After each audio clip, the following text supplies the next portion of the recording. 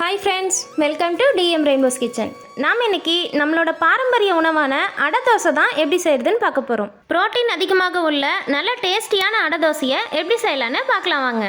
அடை தோசை செய்யறதுக்கு ஃபர்ஸ்ட்டு ஒரு அகலமான பாத்திரத்தில் 2 கப் இட்லி அரிசி சேர்த்துக்கோங்க. நான் எல்லா அளவுகளுமே இந்த சின்ன கப்பில் தான் அளந்து எடுத்திருக்கேன். உங்ககிட்ட கப்பு, டம்ளர், மெஷர்மெண்ட் கப் எது இருந்தாலும் எல்லா பொருட்களையுமே அளந்து எடுத்துக்கோங்க. 1 கப் துவரம்பருப்பு எடுத்துக்கோங்க. 1/2 கப் கடலைப்பருப்பு, உங்ககிட்ட பாசிப்பருப்பு இருந்தால் கூட 1/4 கப் சேர்த்துக்கலாம். 1/2 கப் உளுத்தம்பருப்பு சேர்த்துக்கோங்க. உங்ககிட்ட கருப்பு உளுந்து இருந்தால் கூட நீங்கள் சேர்த்துக்கலாம். காரத்துக்காக 3 காஞ்ச மிளகாய் சேர்த்துருக்கேன். உங்ககிட்ட காஷ்மீரி மிளகாய் இருந்தால் கூட நீங்கள் சேர்த்துக்கலாம். உங்களுக்கு காரம் அதிகம் பிடிக்கும்னா 5லிருந்து 8 மிளகாய் வரைக்கும் நீங்கள் சேர்த்துக்கலாம். இப்போ இந்த அரிசி பருப்புகளை 2லிருந்து 3 முறை தண்ணி சேர்த்து நல்லா வாஷ் பண்ணிவிட்டு எடுத்துக்கோங்க.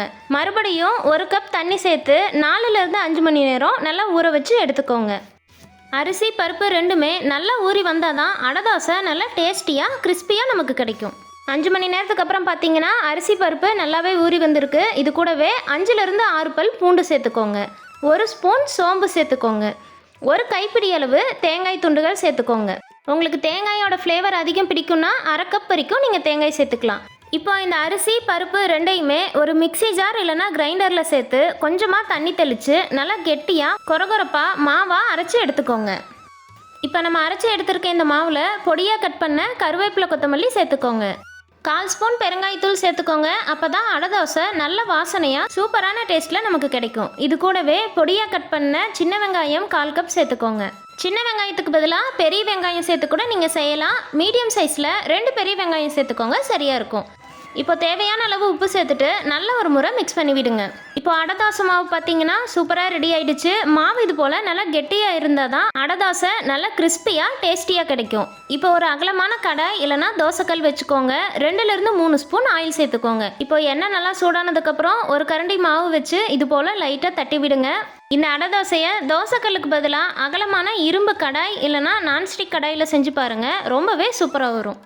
2லிருந்து 3 நிமிஷத்துக்கு அப்புறம் இது போல் லைட்டாக கோல்டன் கலர் மாறினதுக்கப்புறம் இன்னொரு பக்கம் திருப்பி விட்டு அடையை நல்லா வேக வச்சு எடுத்துக்கோங்க.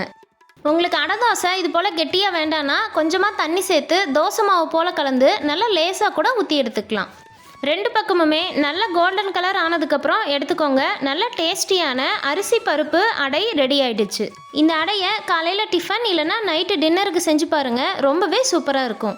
இதுக்கு பர்ஃபெக்டான காம்பினேஷன் பார்த்தீங்கன்னா தேங்காய் சட்னி இல்லைனா இஞ்சி துவையல். இந்த அடை ரெசிபி உங்களுக்கு பிடிச்சிருந்ததுன்னா லைக் பண்ணுங்கள். உங்கள் ஃப்ரெண்ட்ஸ் அண்ட் ஃபேமிலி கூட நிறைய ஷேர் பண்ணுங்கள். மறக்காமல் டிஎம் ரெயின்போஸ் கிச்சனை சப்ஸ்கிரைப் பண்ணிக்கோங்க. தேங்க்யூ.